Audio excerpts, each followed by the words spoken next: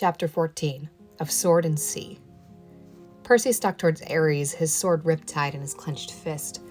The others watched from the dock as the two opponents sized each other up.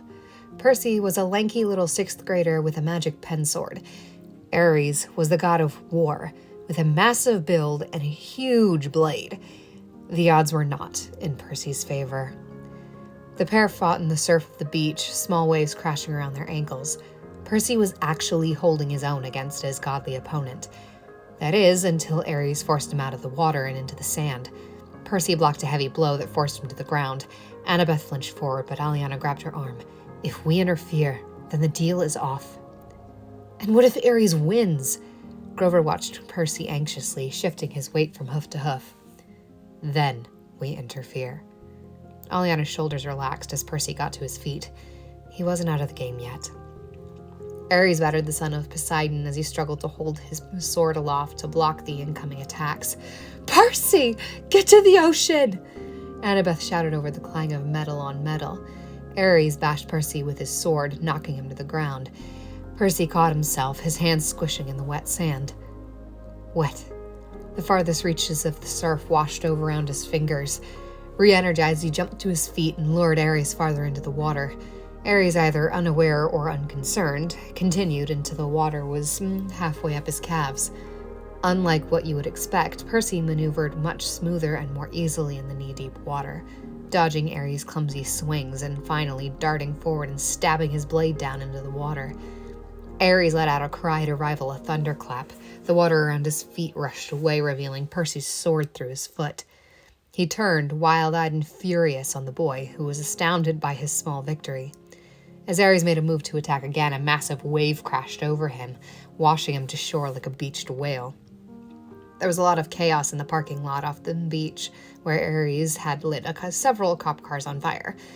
Thankfully, the flames had taken the attention off of Percy and Ares' fight, so no one saw the unnatural wave. Ares growled as he pushed himself to his feet. You'll regret this, Perseus Jackson, Ares threatened. From now on, every time you raise your sword in battle, every time you hope for success, you will feel my curse. His body started to radiate a bright golden light. Percy, don't watch! Annabeth shouted across the beach. They all turned away as Ares revealed his true form and vanished into the night. When Aliana looked up, Percy was walking towards them with Hades' helm under one arm. A trio of Furies dropped down from the sky and cut him off. After a short exchange, they took the helm and flew away into the night. Percy ran up to them on the dock. Aliana chuckled. Not bad, water boy. You survived. For now, at least. He met her gaze, a big grin plastered across his face. The last part's gonna bite me in the butt one of these days, isn't it? A curse from the god of war? Annabeth jumped in. Definitely. We'll worry about that later. Right now, Aliana gestured to the crowd of people bustling towards them. We have other things to worry about. Great, Percy grumbled. I'm going to get arrested. Maybe not, Annabeth said optimistically. Just play it cool. I don't know if you've noticed, Percy pointed out, but cool and I don't really go together. Annabeth sighed. Just don't freak out. The interview went way better than expected. Everyone seemed to think that Ares was somehow responsible for all the things they had blamed Percy for. People even swore that they saw him in the St. Louis Arch and on the bus they had crashed. Now the four of them were on a plane flying back to New York and hoping Zeus didn't blow them out of the sky. Thankfully, the trip was uneventful, and within hours, they were back on the streets of New York. Percy turned to the others. You guys should go back to camp. I don't want you to get punished for something I was wrongfully accused of. Annabeth and Grover nodded reluctantly, but Aliana stood her ground. I'm coming with you. He faced her. I just said, she interrupted him. I don't care. You might need backup. Besides, I kind of want to put off Chiron's rage as long as possible. Percy sighed. Fine, but only because I know that if I say no, you'll just hide in the trunk and come anyway. Aliana grinned as she hopped into the taxi beside him. The driver took them to the Empire State Building. They walked purposefully into the building and to the elevator where a guy stood ready to take people up. Percy talked to the guy, hoping he wasn't just a mortal who thought they were crazy. Aliana was just getting ready to jump in when the guy stood and opened the elevator. They stepped inside and the man pressed the button for the 600th floor. Aliana was anxious. She had skipped the field trip to Olympus, hadn't wanted to face her mother. But now, here she was, in an elevator with the son of Poseidon, going to Olympus. She closed her eyes and said a silent prayer. Please don't let me run into my mom. She didn't want to add any more drama to this trip. The elevator finally jolted to a stop. The door slid open to reveal a massive city, an entire mountaintop just resting on the clouds over Manhattan. It was amazing that no one saw it from the ground. Percy and Aliana walked up the main street towards the huge palace at the very center of the city, at the tip of the mountain peak. About halfway up, they saw people gathering for a concert put on by the Muses. Aliana scanned the crowd absent-mindedly. She froze when she noticed a tall woman with long black hair and silver blue eyes among the bustling people. The woman quickly disappeared, but Aliana knew she hadn't imagined it. Percy touched her shoulder.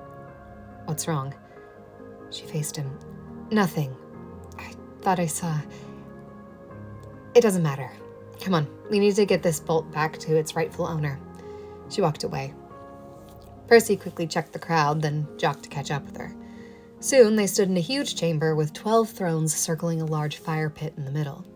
There were 2 men there. One wore a formal suit and had immaculately styled hair. The other had on a Hawaiian shirt and had tousled black hair. Zeus and Poseidon were arguing when the 2 teens walked in, stopping almost immediately when they noticed them. Zeus cleared his throat and straightened. So, you decided to bring my bolt back. Percy tore his gaze away from his father and looked up at Zeus. Yes, but I'm not the one who stole it. Zeus narrowed his eyes, his brow furrowed as Percy explained everything.